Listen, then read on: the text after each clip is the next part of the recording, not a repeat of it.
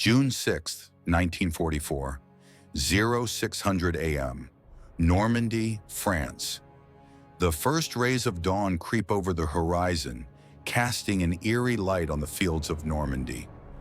A thick fog clings to the bocage, where the Allies are poised for a massive assault. But in the midst of this, the sound of explosions and gunfire is not the first sign of battle. It's the sound of something unexpected. Just miles away from where the real attack is about to happen, the Ghost Army is already at work. Their mission? To deceive, to confuse, and to outwit the German command. Behind the walls of secrecy, the 23rd Headquarters Special Troops, a group of engineers, artists, and sound technicians, are preparing for the ultimate illusion. They will use inflatable tanks, fake radio transmissions, and sound effects to make it appear as though the Allies are amassing a massive force in one area, while the real invasion is set to take place miles away in Normandy. The Germans, blinded by their own expectations, have no idea they're about to be caught in a trap so clever it will change the course of the war.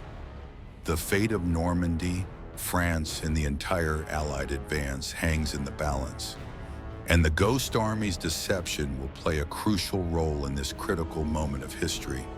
The Ghost Army wasn't an ordinary military unit. It was a masterpiece of deception. The 23rd Headquarters Special Troops consisted of 1,100 men, artists, engineers, sound technicians, and even actors, trained not to fight with weapons, but with illusion. Their mission: create a facade so convincing that it would deceive the most experienced German officers. The Ghost Army's primary weapon was not the standard artillery or tanks. Instead, they used inflatable tanks, fake military vehicles, and sound equipment that could simulate the sound of hundreds of vehicles, artillery, and soldiers. For the first time in history, these weapons could confuse the enemy's senses and alter their decision-making process. Incredibly, they didn't just create realistic-looking objects. They made an entire fake army appear out of thin air. Inflatable tanks and trucks were placed in key areas to give the impression of a large force when viewed from the air. Meanwhile, loudspeakers broadcast sounds of marching infantry, rumbling tanks, and artillery fire, ensuring that the illusion was reinforced by the noise of warfare. For the Germans, the Ghost Army was an unseen force, a phantom army that appeared to be everywhere and nowhere at once. In one operation, they managed to convince the Germans that an invasion was about to happen in Pas-de-Calais, while the real invasion force was already moving across the beaches of Normandy. It was a masterstroke of psychological warfare, and it worked. In the summer of 1944, the Allied forces were at a crucial juncture in the war. With the success of the D-Day landing still fresh, the Allies knew they had to push through Germany's defenses to continue the liberation of France and Western Europe. Yet Normandy, with its heavily fortified defenses and entrenched German forces, stood as a massive obstacle. The Germans, led by General Erwin Rommel, were well prepared for an Allied advance and were determined to hold the region at all costs. At this critical moment, the Allies faced a challenge that was much more than a mere military confrontation. It was a battle of deception, intelligence, and psychological warfare. The Germans were already entrenched in a web of defenses. The infamous Atlantic Wall, stretching from Norway to Spain, was built with the sole purpose of defending against any major Allied push. If the Allies were to make headway, they needed to mislead the Germans into thinking the real invasion was coming from a completely different direction, But the problem wasn't just about the physical obstacles. The real challenge lay in the minds of the German High Command.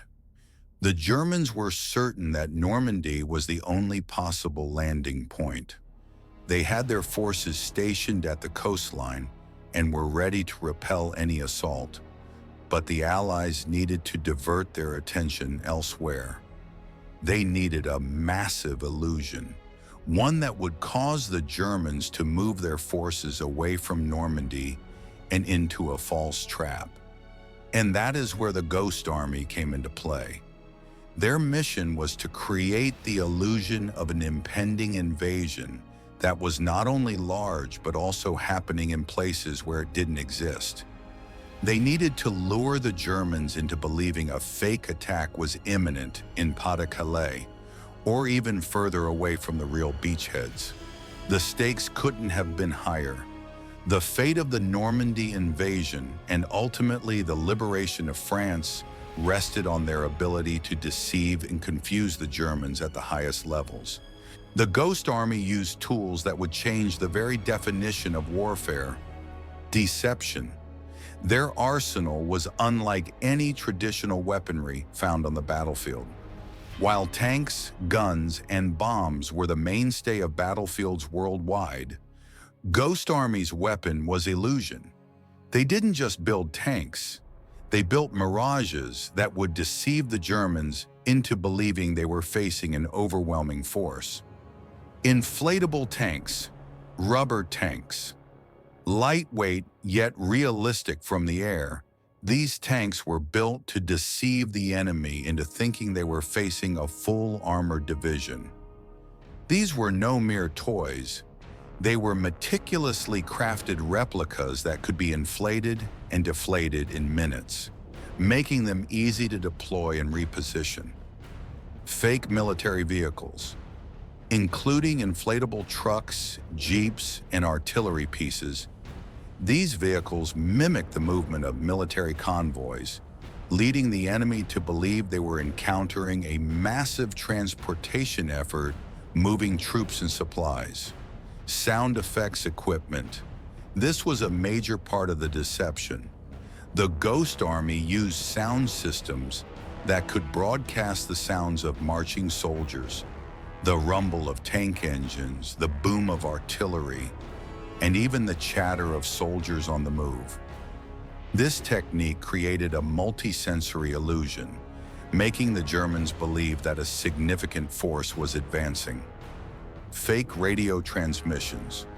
Ghost Army personnel would simulate radio traffic, pretending to issue orders to fictitious units and make it appear as though a large-scale movement was underway.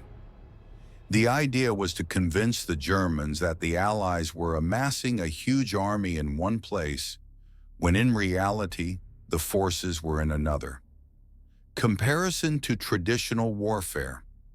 In conventional warfare, deception was often limited to tactical feints, small misleading moves designed to confuse an enemy in the heat of battle. But the Ghost Army's approach was a masterpiece of strategic misdirection. Instead of engaging in direct combat, they used the battlefield itself as their canvas, crafting realistic illusions that could deceive entire military units. While the Germans relied on brute force and entrenched positions like the Atlantic Wall, the Ghost Army relied on the unseen, the unheard, and the unseen forces of the mind. By creating fake units, fake convoys, fake artillery, and even fake roads, they wove a fabricated reality that drew the enemy's attention away from the true point of attack. This is what made the Ghost Army's deception so powerful. They didn't just deceive with visual illusions.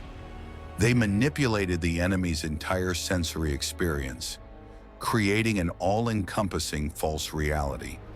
The Germans were left chasing phantoms, their minds clouded by the perfect illusion that the Allies were everywhere.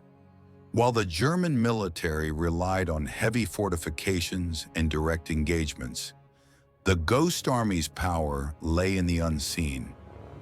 Their ability to shift the enemy's focus through illusion was more cost-effective and efficient than traditional warfare. Rather than direct combat, they used psychological warfare to win battles, undermining the enemy's confidence and leaving them exposed when the real attack came. It was Operation Fortitude that would ultimately prove the brilliance of the Ghost Army's deception.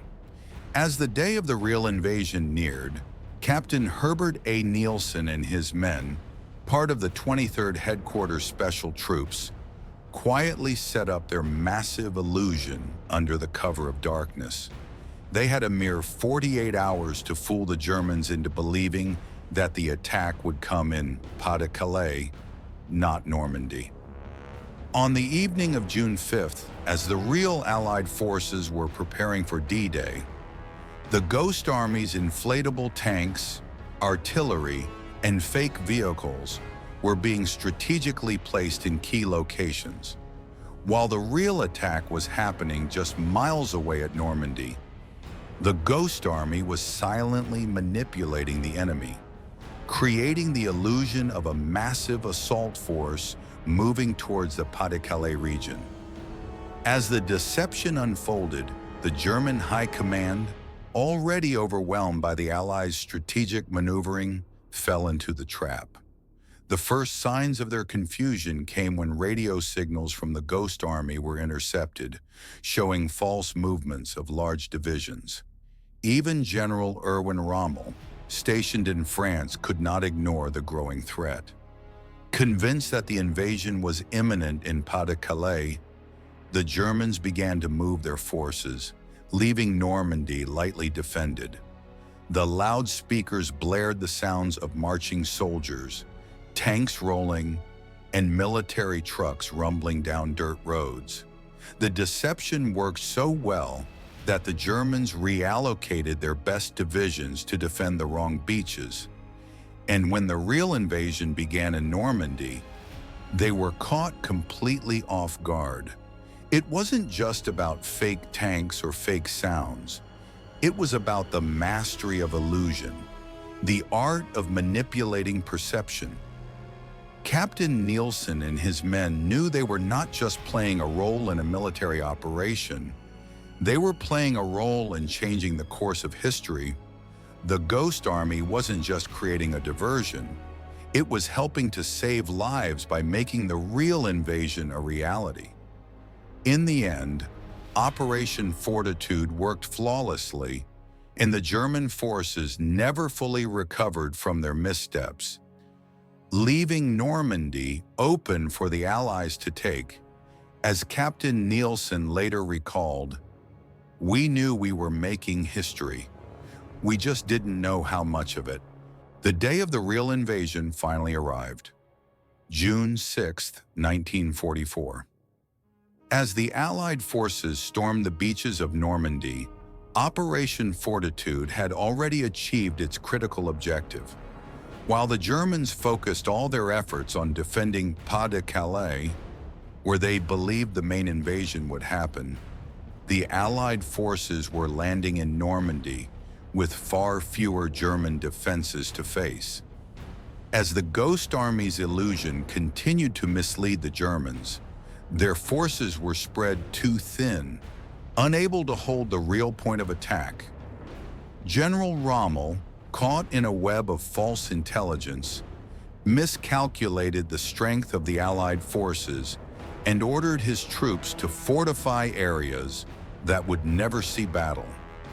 By the time the real Allied forces were deep into Normandy, the German defenses were already in disarray. The deception allowed the Allies to break through German lines faster than anyone could have anticipated. Thousands of German soldiers were left stranded, unprepared for the real battle that awaited them. The result was devastating for the Germans. Their forces were caught off guard, disoriented, and out of position. Operation Fortitude, masterminded by the Ghost Army, had successfully diverted German attention long enough to allow the real invasion to succeed with minimal resistance. This was not just a military victory. It was a strategic triumph in psychological warfare. The Ghost Army's deception had literally changed the course of history. Normandy was secured, and the liberation of Western Europe was set in motion. The true genius of Operation Fortitude lay in its ability to manipulate the enemy's perception, creating the illusion of a massive force while the real attack occurred elsewhere. The Ghost Army had proven that psychological warfare could be just as effective as firepower on the battlefield. Their success proved that victory doesn't always come from direct confrontation, but from outwitting and outmaneuvering the enemy at their most vulnerable point. The triumph of Operation Fortitude and the success of the Ghost Army were a watershed moment in the history of military strategy. At a time when the most powerful forces on the battlefield were tanks, artillery, and infantry, the Allies proved that the true weapon of war was not just in the hands of those who fired weapons, but in the minds of those who could outthink the enemy. The Germans, despite their numerical advantage, massive artillery, and incredible fortifications like the Atlantic Wall, were caught completely off guard by a group of men without any traditional military power. They were deceived not by a physical assault, but by an illusion, an army that existed only in the minds of the German command. The Ghost Army's success proved that in war, deception can often be just as powerful as strength. The key to their success wasn't just the inflatable tanks or fake military vehicles. It was the combination of every element of war: psychological manipulation, strategic misdirection, and flawless execution. They understood that in warfare, the battlefield isn't just fought on the ground, but in the minds of those who lead. The Ghost Army's deception didn't only impact the battle at hand, it fundamentally altered the way warfare would be conducted in the future, where intelligence and manipulation of perception would become as important as physical firepower. The lesson from this deception is profound. Victory is not just about brute force, it's about winning the mind of the enemy. The Ghost Army showed that a war of deception can have as much weight in history as a war of combat. What seemed to be an elaborate trick became one of the most significant elements of the Allied victory in World War II. They didn't just fool the Germans. They taught the world a lesson that psychological warfare and intelligence operations are just as critical as any weapon of war. The true brilliance of Operation Fortitude was that it wasn't about creating just one illusion. It was about creating a comprehensive strategy of disinformation that made the Germans blind to the real threat. This psychological warfare laid the foundation for future conflicts, where manipulating perception could be used to sway public opinion, deceive enemies, and create entire campaigns without firing a single shot. The Ghost Army didn't just change the course of a battle, they changed the way wars would be fought in the future. The Ghost Army's legacy is not only in the history books, but in the countless lessons we can learn from their ingenuity and bravery. The deception that changed the course of a war was made possible by a group of ordinary men, artists, sound engineers, and actors who defied the odds and outwitted a force that was believed to be invincible. But the question remains, how many more untold stories like this are hidden, waiting to be uncovered? If you're fascinated by how strategy, psychology, and creativity shape the outcome of the greatest conflict the world has ever seen, join us at Oblivion Archive for more untold World War II stories that highlight the incredible ingenuity and unrecognized heroes who changed the tide of history.